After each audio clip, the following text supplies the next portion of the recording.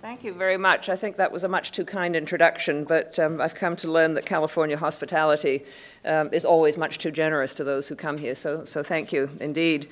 I'm a historian and I'm fascinated by history, and my new book is going to be on why we think in historical terms even when we don't realize it, and how we all, or most of us without realizing, use history, and how we look back often to try and get some sort of guidance from the past. We look back at events, we look back at the deeds of people who are considered great people, and try to see how those events and how knowing something about the people of the past can help us as we come to make decisions in the present.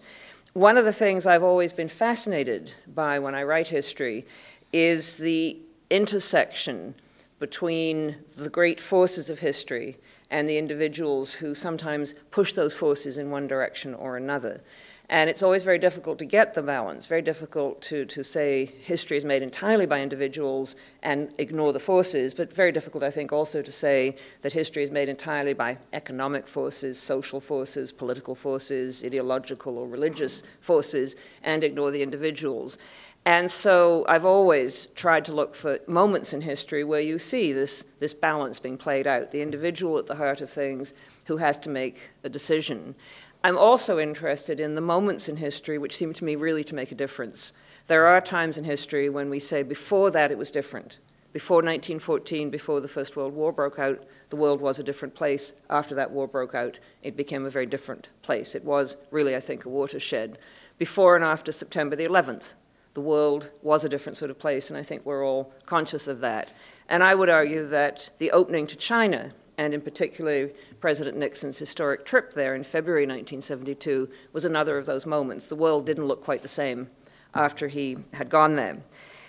I'm also interested, as I said, in the individuals. And now Nixon is someone that I had a very strong view of because I grew up in the 1960s and 1970s, and was very much, like a lot of Canadians, very much critical of the American involvement in Vietnam. When Nixon became president, felt that he was a disappointment because he'd promised to get the United States out of Vietnam and did not appear to be doing so. And in any case, I felt that Nixon was old. He was younger than I am now, but in those days he seemed like a throwback to another era, someone out of tune with the times. This was partly the egoism of the young, when you think everyone should be just like you. And then, of course, came Watergate. And that gave me, again, I think, a very, very black and white photograph in my mind of President Nixon. And so when I started to do this book, what I went through was a process of discovery, and I learned a great deal more about Nixon, and I had to, of course, throw out many of the stereotypes I had about him. I think I hadn't realized how extraordinarily complicated and complex he was as a person. And I hadn't realized how intelligent, and I hadn't realized what a great foreign policy president he was, how much he knew the world, how really he'd been preparing himself ever since he was a young congressman in the late 1940s, early 1950s, to become a president who would really make his mark, not just on domestic affairs, which he certainly did, but very much, I think, on foreign policy. In my view, he was really one of the best prepared presidents ever to come into office in the United States, particularly in terms of foreign policy. And so as I wrote this book, I became more and more interested in Nixon the person, and I like to think, a much more nuanced and a much more complex understanding of someone who was, as I say, a very complicated character. I also was fascinated by his decision, and I think it was his decision to go to China, because I think it really did make a difference, not just in the relationship between the United States and the People's Republic of China, but it also made a great difference in the general balance of power and the general stability of the world, to open up a relationship between those two very large countries, the United States, the greatest military and economic power of its time, and the People's Republic of China, a country in those days with potential for power, which it hadn't yet really begun to realize, was in fact an enormously important moment. And I think without Nixon, it may well not have happened. I mean, we all look back now and we say it was bound to happen. You could not go on in a situation where those two great powers and those two great peoples didn't recognize each other, didn't talk to each other. But in fact, such situations have gone on. They have gone on between Cuba and the United States. They have gone on for much longer than the cold spell between the United States and the People's Republic of China, between the United States and Iran. And you can say there are all sorts of reasons why Iran and the United States need to talk to each other. They don't have to like each other, they don't have to see eye to eye on everything, but there are very good reasons why, in fact, they should be talking to each other. But they're not doing it. And it seems to me that there are moments when it takes someone to say, look, we're going to do it, and that someone is prepared to put the necessary political capital, and has to have the necessary political capital behind it. And I think the decision to have an opening to the People's Republic of China was Nixon's, and he had the political capital, and I think without him, it might not have happened. It certainly would not have happened for at least another 10 years. And I think that really does make a difference. Now, I've always argued, and by the time I finished my book, I think I changed my mind on a lot of things, but in this I think I was right, that it was Nixon's idea. Now, other people have argued that, in fact, well, there were lots of people who thought it was a good idea, a lot of people who thought it was a very bad idea, but it was really Nixon, I think, who had been thinking about it when he was out of office in the 1960s. He had been traveling a lot. He'd been talking to diplomats in places like the Philippines, in places like Hong Kong, about the need at some stage, he wasn't specific when that stage would be, at some stage, however, to bring China into the community of nations. He had this wonderful phrase that it does no one any good, including the Chinese, for China to be left in angry isolation. And of course, I think in that he was right. He wrote that very famous article in Foreign Affairs in 1967, which was published before he had decided to run for the presidency or announced his decision, in which again he repeated that sooner or later China would have to be brought back into the community of nations. It was necessary for stability in Asia, it was necessary for the sake of the Chinese themselves, but also necessary for the relationship between China and the United States. And so I think this was something that had been brewing in his mind for some time. He'd been formulating these ideas. And I think he was also, of course, immensely concerned, as many Americans were, about how to get the United States out of Vietnam. And he thought, and I think in the end it turned out wrongly, that the key to getting the United States out of Vietnam was to get the North Vietnamese to talk seriously, to negotiate in a way, seriously, in a way that they hadn't been negotiating up to that point. And he felt the key was through Beijing, that the Chinese communists would tell the North Vietnamese communists what to do, and the North Vietnamese communists would do it. Now, that was a common assumption made in the West about the way the communist world worked, that the big communists told the little communists what to do, and it was like an army and everything went along. It was partly because of communist rhetoric. The communists themselves talked about a worldwide movement in which everyone played a part and everyone obeyed the dictates of the more powerful communists. In fact, it didn't work like that at all. And one of the fascinating things we've discovered since the end of the Cold War is the Chinese communists, like the Russian communists, were often driven absolutely to fury by the North Vietnamese, who were very stubborn, very willful, and would not do what they were told. But that was something Nixon and others couldn't have known at the time, and I think it was a very common assumption that if you could only get the Chinese to start leaning on the North Vietnamese communists, the North Vietnamese would negotiate in good faith, and the United States would be able to withdraw with honor from Vietnam. And so I think Nixon had already formulated his views very, very clearly before he came into office. I don't think he knew how he was going to do it, how he was going to get in touch with the People's Republic of China, and how precisely relations would be reestablished, but it was something that he very much wanted to do. Now, Mr. Henry Kissinger has argued that, in fact, it was both of their ideas, that he and Nixon were very much on the same wavelength on this. And I think the contemporary evidence just doesn't bear this out. There are accounts in H.R. Haldeman's diaries, for example, of Kissinger coming down the White House corridor very early in 1969 saying the president wants to go to Red China, I think he's off his head. Kissinger's own interests were in Europe, his training was in Europe, his preoccupation was with how to deal with the Soviet Union, and so I think initially he thought this was a distraction, and perhaps a very dangerous distraction. In fact, however, once Kissinger realized that Nixon was very, very serious about an opening to China, then he came on board very, very quickly. And it was really the partnership between those two men that helped to make the opening take place. Now, it's one thing for the United States, or at least key people in the United States, President Nixon, his National Security Advisor, Henry Kissinger, to decide that the time has come to begin to talk to the People's Republic of China. Of course, it's another thing to do it. There were huge obstacles in the way. Domestically, there was still a China lobby in the United States. It had been very powerful in the 1950s, gained tremendous power and influence, particularly, of course, as a result of the Korean War. And the China lobby argued vociferously and very firmly that there should be no dealings with what they called Red China. That lobby, however, was passing from the scene. Its members were getting older, many of them had died. It was no longer as effective as it had been. And what you had by the end of the 1960s was a new generation, a younger generation that had grown up without the same visceral anti-Chinese communist feelings that an older generation would have had. They hadn't fought in Korea, they hadn't seen firsthand some of the things that the Chinese communists had done. I think you should also remember that by this point, the United States had been dealing with other communist nations. The United States had developed a working relationship with the Soviet Union, was able to negotiate with it, didn't have to like them, in fact, didn't like their regime at all, but nevertheless had developed a working relationship. And when you have developed a working relationship with one great communist power, it's less unthinkable. It's more thinkable, in fact, it's more credible that you would begin to talk to another great communist power. The taboo, in a sense, had already been weakened, if not completely broken. And so within the United States, I think there was less opposition to any overtures to the People's Republic of China than there might have been, say, 20 or 30 years ago. The problems, I think, in actually moving towards a relationship with China were really twofold. Not so much domestic opposition, but partly the history. The history of the relationship between China and the United States was a very unhappy one.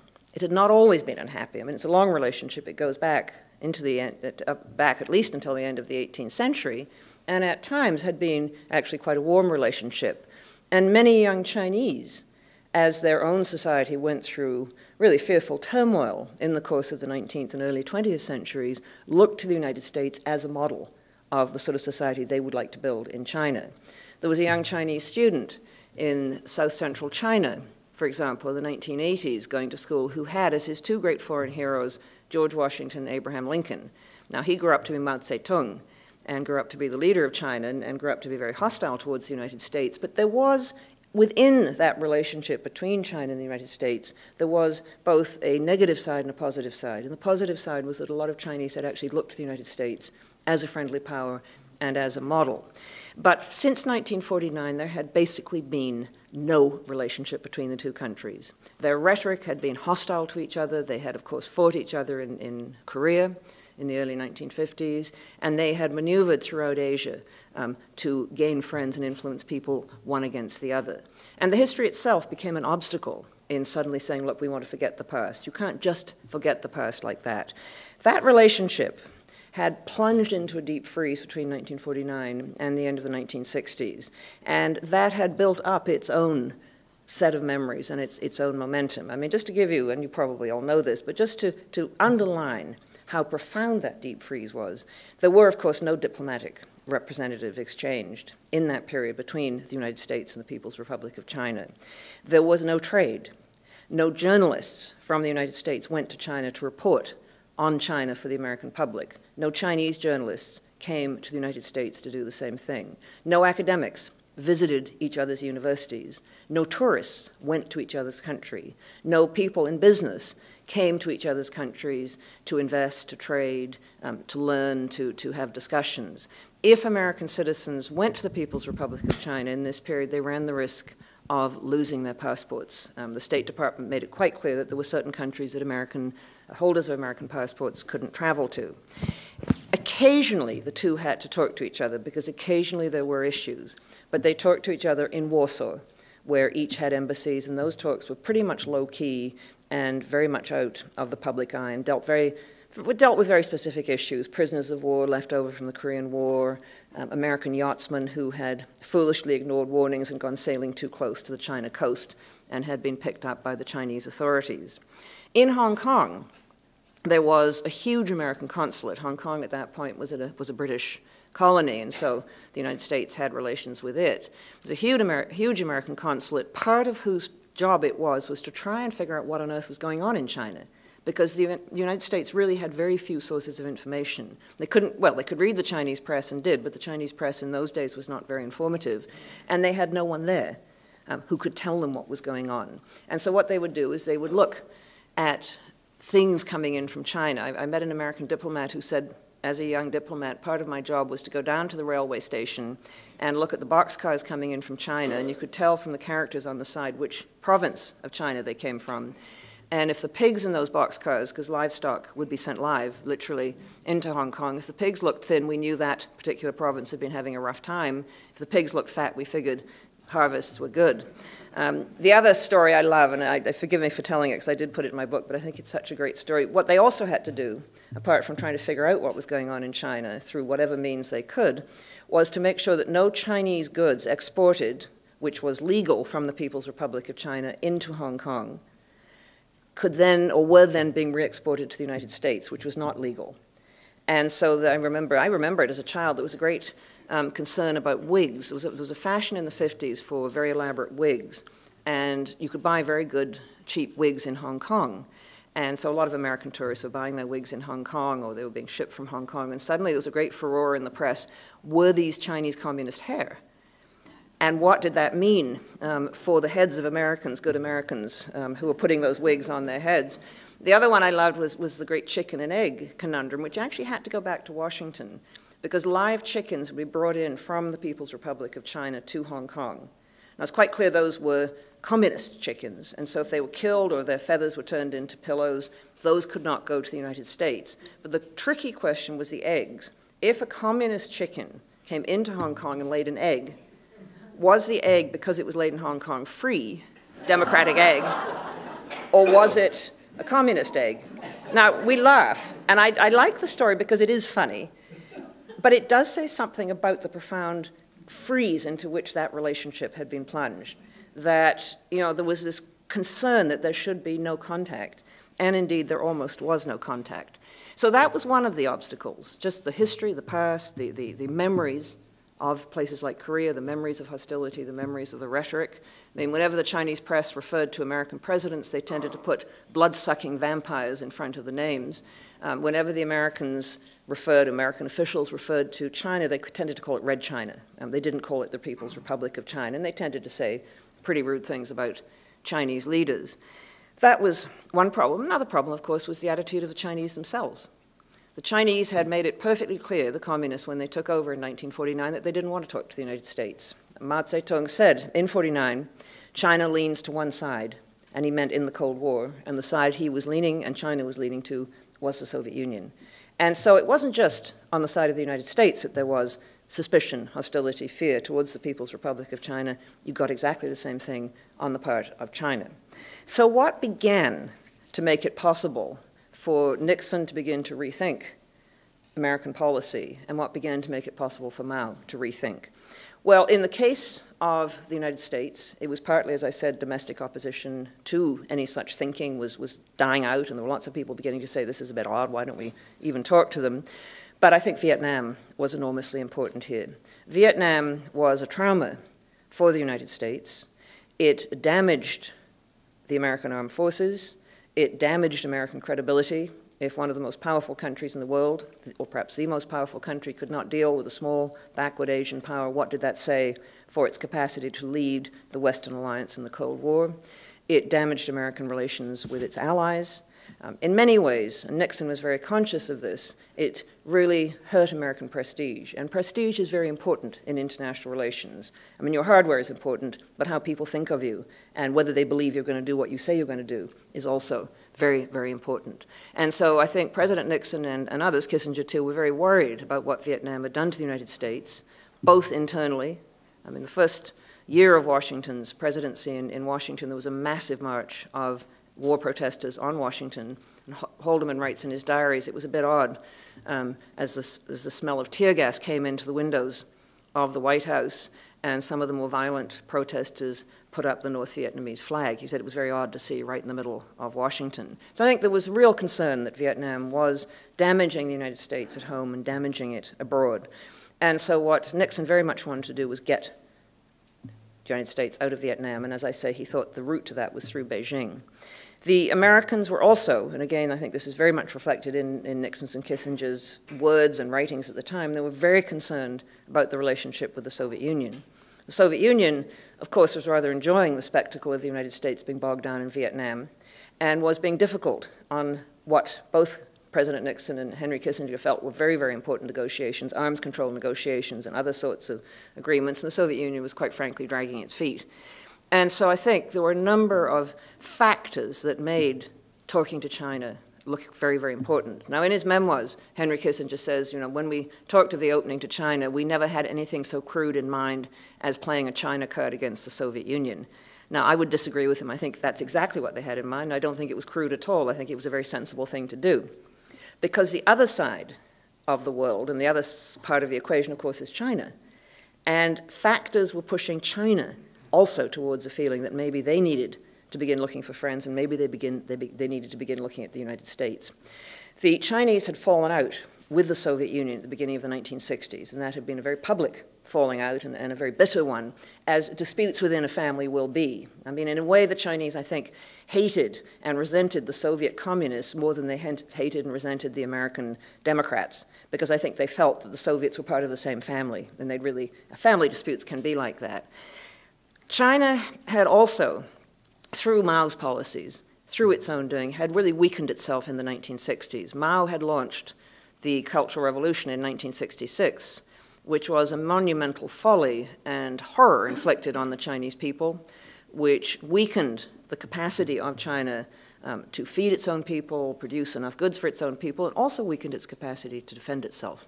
And so the whole course of the Cultural Revolution had really, I would argue, damaged China very much indeed.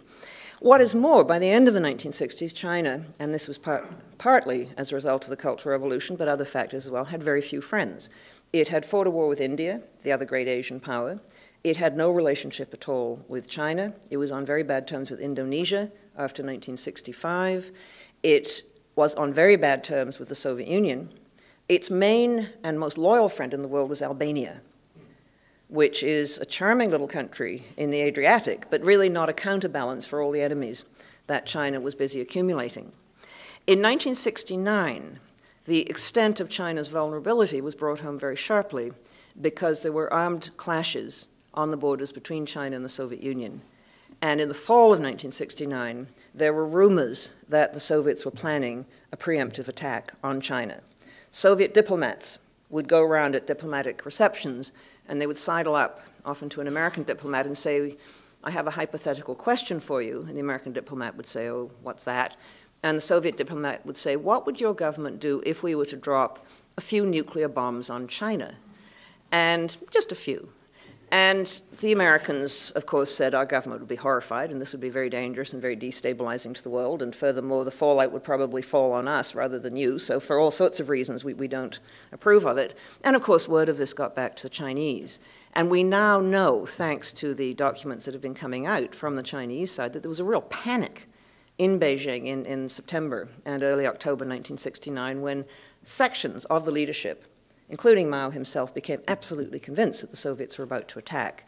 And so by the end of 1969, you had a new administration in the United States, which was rethinking its position in the world, trying to think of how to repair the damage done by Vietnam, and rethinking its approach to China. And you had in China, and the key person here was Mao, but you had others in the top Chinese leadership thinking we need friends. And sometime in October, Mao is reported to have said to his doctor, you know, he said, what would you say if I made friends with the United States? And his doctor, of course, nearly fell over and said, well, that, you know, you have to be careful what you said to Mao. He said, that would be interesting. And Mao said, you know, I remember the advice that someone gave, I think it was the Duke of Zhou in the 3rd century AD, who said, if you have two enemies or two potential enemies, it is safer to make friends with the one furthest away rather than the one close at hand. The one furthest away will be a counterbalance. The one furthest at hand will try and take you over. And so said Mao, I'm thinking of talking to the United States. And so by the beginning of 1970, you had this congruence, which you hadn't had before, of both sides wanting to talk to the other. Great, except how could they signal it to the other side? They had no direct contacts. They had this whole legacy of fear and mistrust. And so the next 2 years, the next year and a half, really were a very painful process, and fits by fits and starts, of the two sides inching towards each other. And neither side wanted to go too fast, because the other side might not be in earnest, and neither side, for very obvious reasons, wanted to be public, because if anything went wrong, it would look bad. And so what you got were really two things happening. One, both sides began sending signals, like putting a message in a bottle and throwing it into the ocean and hoping it would get there. And so Nixon stopped referring to the Red China. He started talking about the People's Republic of China. he eased up some of the many restrictions on trading with China. Those began to be eased up. And the Chinese began to make their own gestures. They sent back a couple of American sailors who had strayed into Chinese water. And then in the fall of 1970, Mao Zedong invited Edgar Snow, who was an old left-leaning journalist who knew the communists very well. He'd written a book on them in the 1930s. He invited him to visit China and come and sit on the reviewing stand of China's Great National Day, which celebrates the communist victory in October, and gave Edgar Snow a very, very extensive interview in which he said, you know, I'd like to meet President Nixon. If he wants to come to China, let him come. Unfortunately, some of these messages got through and some didn't, and this was one that didn't. Edgar Snow was not very well. He didn't come directly back to the US. He went to Switzerland, and nobody from the State Department went to talk to him. People just said he's an old lefty who had no point in talking to him. And so that message from Mao never got through. So it was a very difficult process. The other way in which they finally made contact, and this is the one that worked, was through secret channels. Nixon and Kissinger, Nixon in particular, said to the leaders of countries which he knew had relations with the People's Republic, would you tell them we're really serious about talking? And he said this to Charles de Gaulle in France. The French had a relationship. He said it to the dictator of Romania, Nicolae Ceausescu. And he said it finally with success to Yahya Khan, who was the dictator of Pakistan. And it was Yahya Khan who went to Beijing in the fall of 1970 and said to the Chinese, look, the Americans really are serious. I know them. Nixon has told me personally that they want to talk to you. And so a very, very elaborate sort of back and forth started. It was diplomacy which would have been recognizable to the ancient Greeks or the Venetians because it was all deniable. No direct bit of paper ever came with a presidential seal and Nixon's handwriting and Nixon's signature to China, and nothing from China ever came back directly to Washington. It all went through the people in Pakistan. And so a message would come into Pakistan, Chinese ambassador would tell either the foreign minister or the head of state, Yahya Khan, and they would make notes, but they wouldn't get the bit of paper which had come from Beijing, and then those notes would be transmitted to Washington. And so in the spring, in December 1970, an invitation, the Chinese said it might be worth sending someone to China to talk about matters of common interest. What they tried to do, the Chinese, was impose a condition that we will only accept an emissary, we will only consider a visit from President Nixon if you agree that Taiwan is ours. And the Americans were not prepared to accept that, so there was back and forth through the secret channels. But finally, in April 1971, two things happened. First of all, the famous table tennis team went to Beijing. And that was a public signal from the Chinese. You probably all know the story. I gather you had an event here to commemorate it, where the table tennis teams were all playing at a tournament. No Chinese teams or athletes had been allowed during the Cultural Revolution to go out and play in international tournaments. Mao felt that was all capitalist nonsense, but gradually teams were being sent again. And a Chinese table tennis team went to a tournament in Japan, where there was also an American team and a number of other teams. And the Chinese, one of the players said to the Americans, why don't you come and play table tennis with us in Beijing? And the American table tennis players, quite rightly, had no idea of what this meant. And so they said to the State Department, you know, we've had this sort of invitation, we don't really want to go. And the State Department said, you are going. I mean, this was, you know, a tremendous sort of gesture. And so off went the table tennis team to China. They played against the various other teams. They played against the Chinese, who were much better. The Chinese players apparently were told to lose a few games as a gesture of politeness. And then on the last day, there was a big reception in the Great Hall of the People in Beijing. And Zhou Enlai greeted all the teams, greeted the Americans last because they were all lined up in alphabetical order. So I think Canada was there, so it came first. There was a Mexican team, a Nigerian team, and then came the United States. And Zhou Enlai raised his glass and said, I drink to the continuing friendship between our two peoples. Very, very important public declaration. I mean, this was really the first official American delegation to China since 1949, table tennis players. The other thing that happened is a letter came in a message came in via the Pakistan channel to Washington saying, look, we will accept an emissary coming to talk about issues including Taiwan. In other words, recognition of Taiwan being part of China was no longer a precondition. And so Nixon sent back a message saying, terrific, I will send a high-level emissary, and I want to come myself. And then there was this wonderful moment, and it's in the transcripts, I think, somewhere, where President Nixon slightly plays with Henry Kissinger, because clearly Kissinger is the person to go. He's been in on it now. He's been enthusiastically supporting it. Nixon is getting a little bit fed up with Kissinger by this point. I mean, they always had a funny relationship. And Kissinger is being portrayed in all the press as this glamorous bachelor dashing about Washington, and he's on the cover of this magazine and that magazine. And I think Nixon is just a bit fed up with this. And so Nixon sort of slightly plays him. He said, Henry, who shall we send? Who do you think? And what about Rockefeller? Oh, Mr. President, brilliant idea, but Rockefeller, he wouldn't do what you tell him. Okay. What about George Bush? This was George Bush Sr., who was then ambassador at the UN.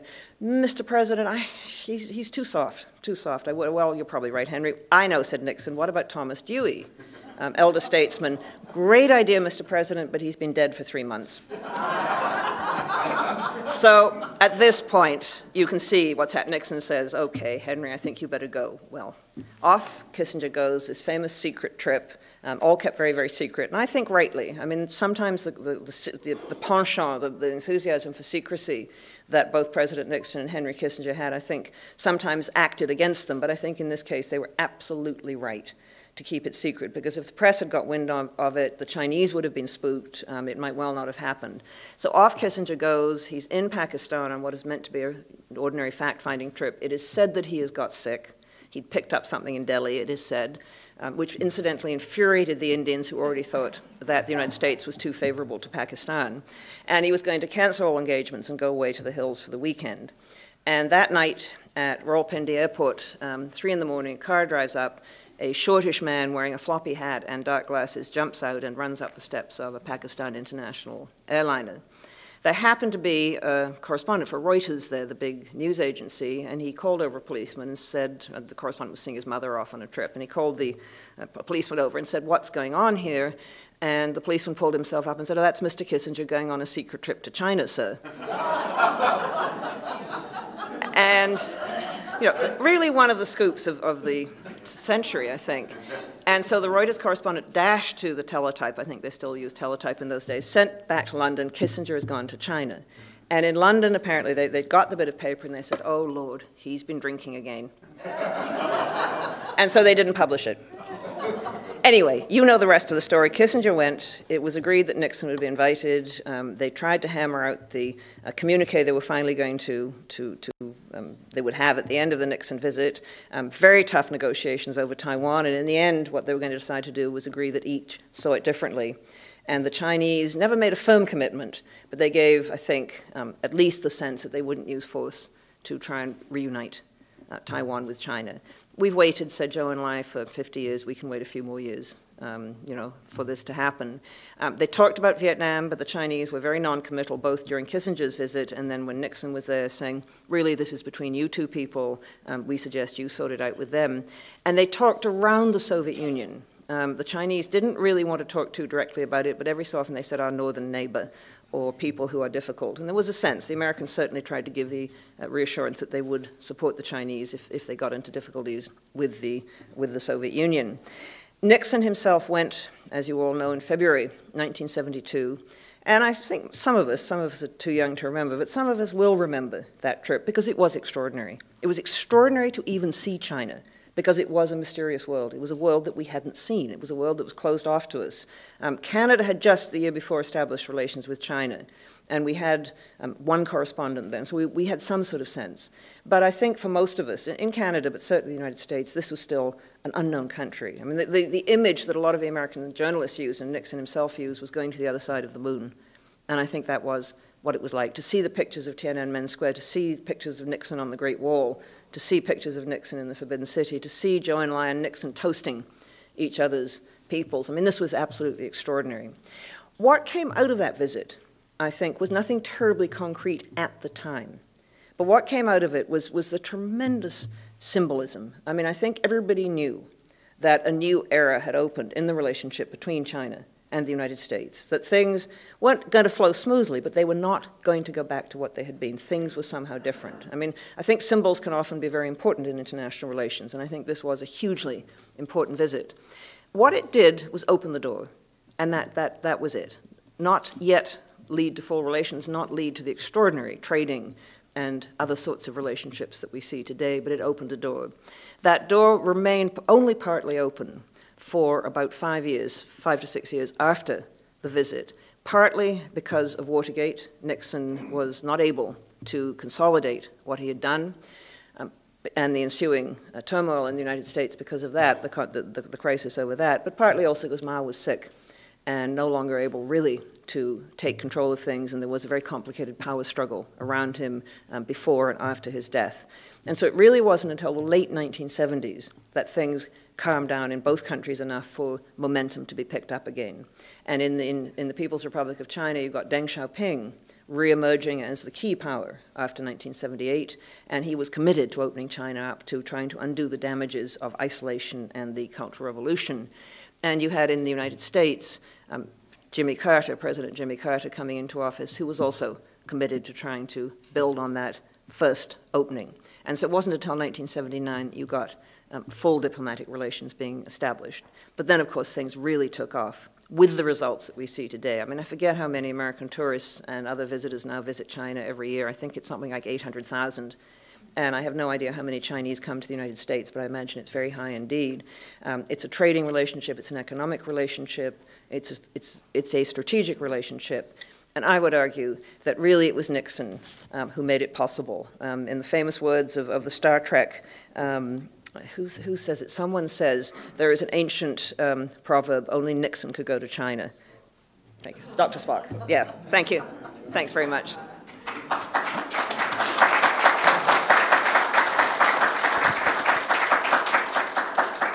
Professor MacMillan would enjoy taking your questions. Please raise your hand and I'll bring the microphone to you. I'll begin by asking, Chairman's about to Chairman's privilege.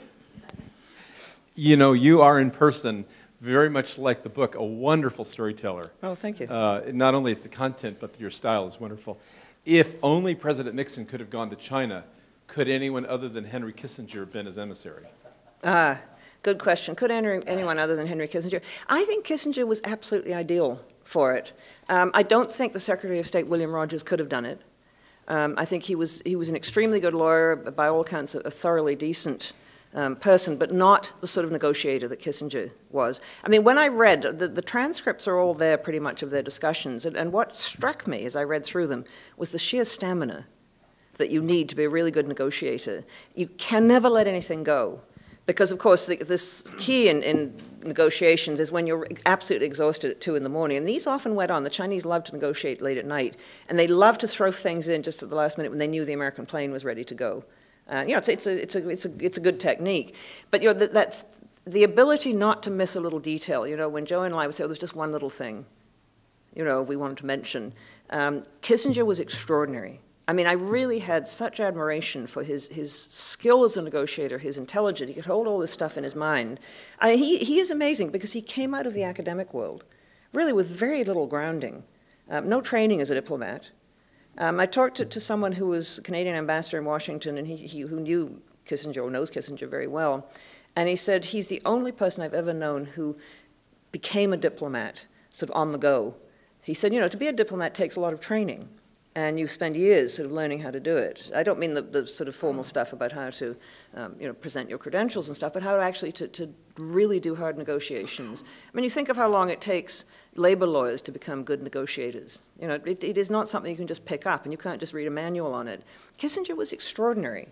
And of course, he was also, and is, very, very bright. And once he decided, as he did early on, that Nixon was, in fact, very serious about the opening to China, he educated himself. I mean, he borrowed books, he had in people, he talked to people. I mean, he really learned a lot. So I would have trouble thinking of anyone else who could have done it. With the right combination of skill, toughness when it was needed, ability to sort of see what the other side were thinking. I mean, I don't say everything he did was above reproach. I think there are real question marks about the extent to which he went to reassure the Chinese, handing over top secret intelligence about what the Soviets were up to. You know, this may have been a mistake. It's certainly debatable. But I find it very hard to think of anyone else who could have done it, I must say. Hello, greetings, University of Toronto graduate here. Oh, nice to meet you. Question about Moscow, you mentioned the Machiavellian. I certainly thought at the time that Nixon was using divide and conquer against the Chinese and the Russians. Almost every American air base has captured Russian equipment from Vietnam. Is there any evidence that while Beijing couldn't lean on Hanoi, that maybe Moscow had something to do with it? Because the Paris conference came the next year, 73. The Soviets, of course, what Nixon and Kissinger both had this idea, which I think is really debatable, that you could link things.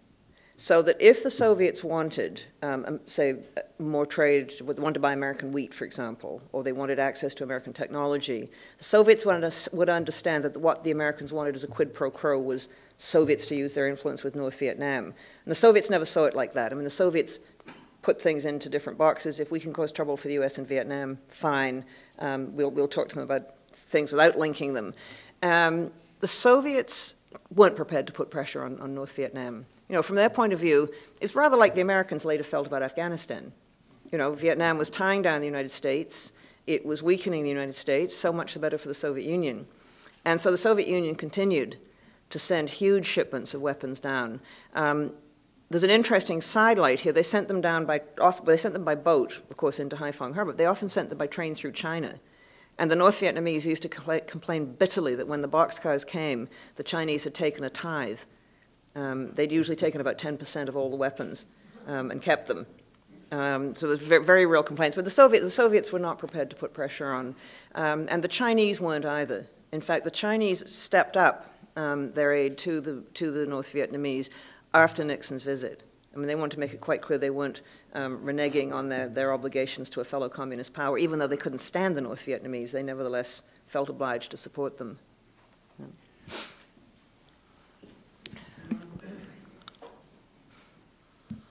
Hi. In Kissinger's memoirs, White House Years, he gives an account of the relationship that developed with China. Do you agree that his account is accurate, or did he give his role more prominence and undermine Nixon's contribution? And what was accurate about it, what was inaccurate about it?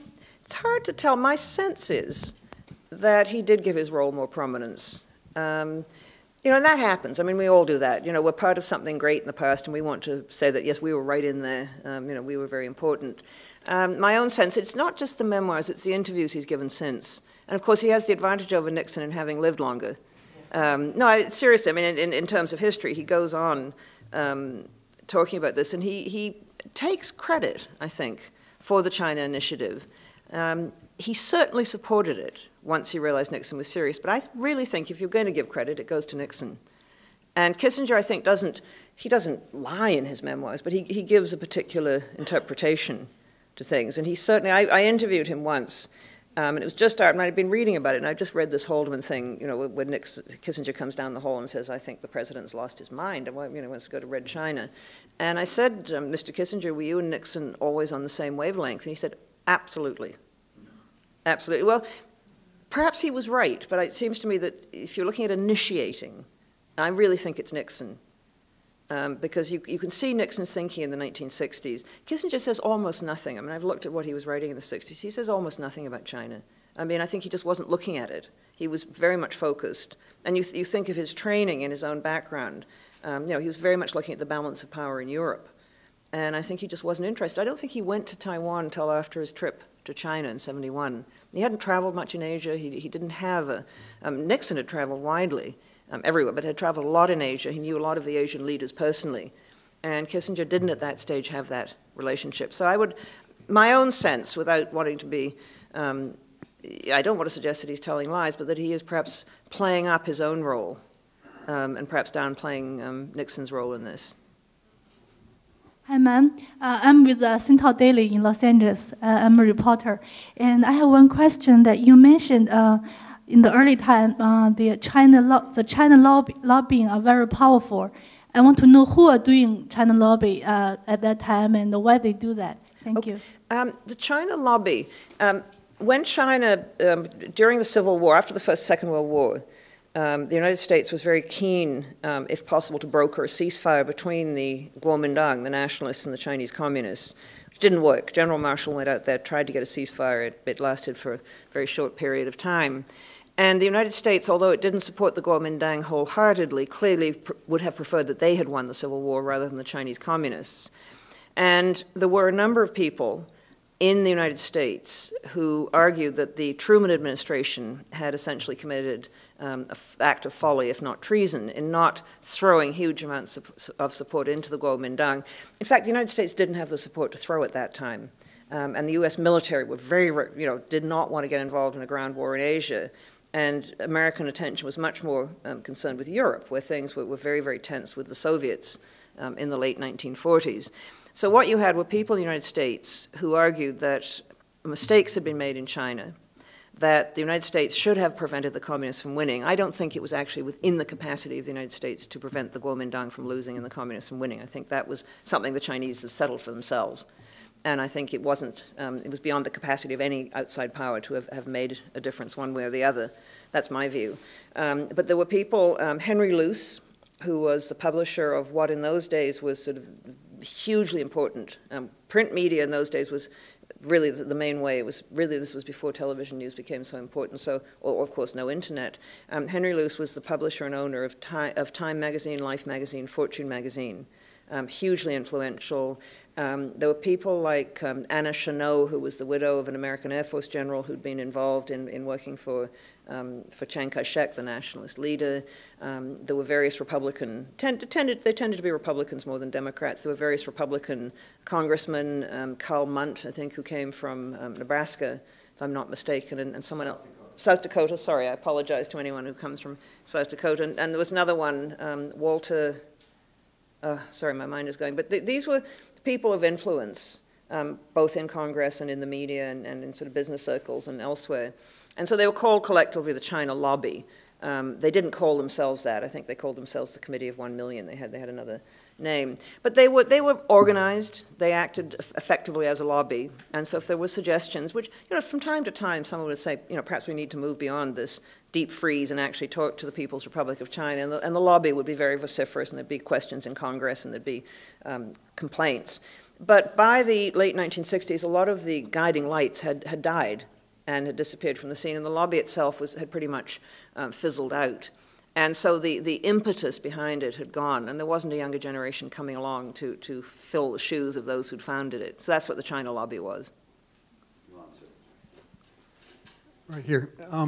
With the table tennis and then his visit, and you said 73, certainly Mao's health and then the Vietnam War and then his Watergate and all that were distractions from what would Nixon, based on the record and what you found, what was on his agenda to accomplish had he finished his term? I think had he finished his term with China, I think he was very keen.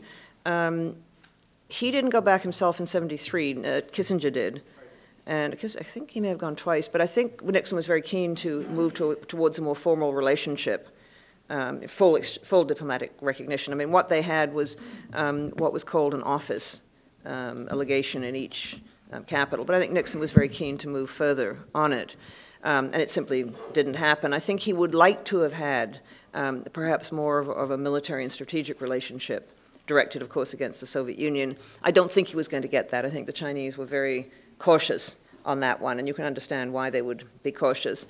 I don't think he was that interested in, at that stage, in trade and commerce. In fact, Kissinger at one point said, Kissinger liked to cut the State Department out of serious negotiations, and he said, we'll leave the State Department people to talk about boring things like trade and cultural exchanges, which is ironic when you think of it, considering how important the trade relationship is now. But I think what Nixon would have done was try to deepen the relationship at a political and strategic level. And of course, he wasn't able to. Once Watergate started, he became very seriously distracted by that. And so a whole range of things that he wanted to do in foreign policy. He continued to work with the Soviets, but I think his capacity and his attention was seriously undermined. Over here on the left. Yep.